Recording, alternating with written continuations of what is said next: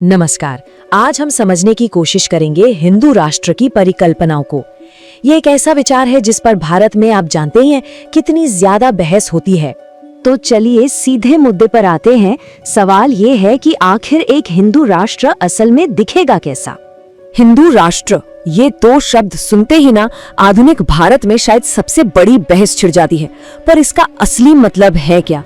सच तो यह है कि इस एक विचार के कई अलग अलग मतलब निकाले जाते हैं। मोटे तौर पे देखें तो इस बहस के दो मुख्य पक्ष हैं।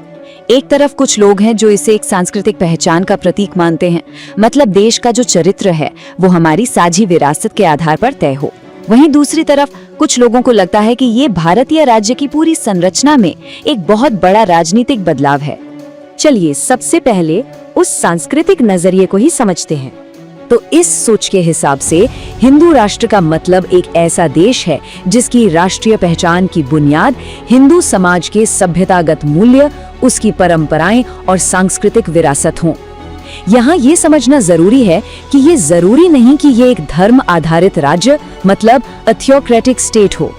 जो लोग इस विचार के समर्थक हैं, उनका कहना है कि देखिए, देश तो लोकतांत्रिक ही रहेगा, बस जो नीतियां बनेंगी उनमें हिंदू परंपराओं की झलक थोड़ी ज्यादा होगी और हमारी राष्ट्रीय पहचान की जड़ें हमारे सभ्यतागत मूल्यों में होंगी।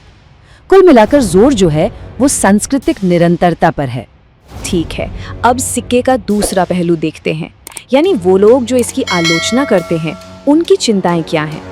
आलोचक सबसे पहले भारत के मौजूदा संविधान की तरफ इशारा करते हैं, जो देश को एक धर्मनिरपेक्ष गणराज्य यानी सेक्युलर रिपब्लिक के तौर पर परिभाषित करता है। इसका सीधा मतलब ये है कि राज्य ऑफिशियल तौर पर किसी भी एक धर्म का पक्ष नहीं लेता। तो यहाँ पर फर्क एकदम साफ हो जाता है। अभी का जो धर्मनिरपेक्ष ढांचा है उसमें राज्य सभी धर्मों से एक जैसी दूरी बनाए रखता है, न्यूट्रल रहता है।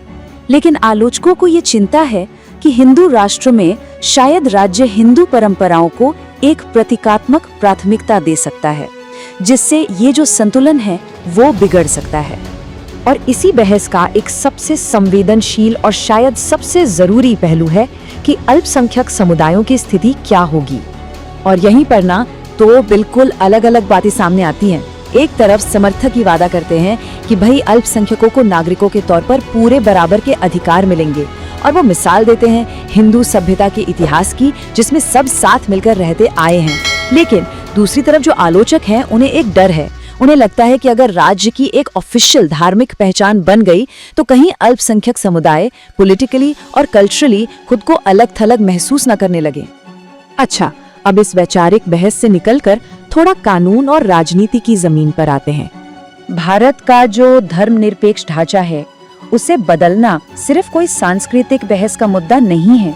ये अपने आप में एक बहुत बड़ा संवैधानिक सवाल है और इसके लिए एक बड़ी कानूनी और राजनीतिक प्रक्रिया से गुजरना ही होगा। और ये प्रक्रिया काफी मुश्किल होगी। सोचिए, सबसे पहले एक व्यापक राजनीतिक सहमति बनानी पड़ेगी, फिर संसद में मजबूत समर्थन चाहिए होगा, और तब जाकर कहीं संविधान में इतने बड़े बदलाव किए जा सकेंगे। तो हाँ, ये कोई आसान काम नहीं है। तो इतनी सारी अलग अलग बातों और दृष्टिकोणों के बाद हम आखिर कहाँ पहुँचते हैं? देखिए, हिंदू राष्ट्र शब्द लोगों के मन में बहुत अलग अलग भावनाएं जगाता है। कुछ के लिए ये सांस्कृतिक गौरव और ऐतिहासिक पहचान की बात है, तो दूसरों के लिए ये देश के बहुलवाद और धर्मनिरपेक्ष लोकतंत्र के भविष्य से जुड़ी एक चिंता का विषय है। तो अंत में हम यही कह सकते हैं कि हिंदू राष्ट्र का हर किसी के लिए एक अलग ही मतलब है। इसकी कोई एक ऐसी परिभाषा नहीं है जिस पर सब सहमत हों। और आखिर में हम उसी सवाल पर वापस लौटते हैं जिससे हमने शुरुआत की थी कि ये आखिर है क्या? एक सांस्कृतिक बदलाव, एक राजनीतिक परिवर्तन, या फिर सिर्फ राष्ट्रीय पहचान को एक नए तरीके से बताने की कोशिश? इसका जवाब ही इस पूरी बहस का भविष्य तय करेगा।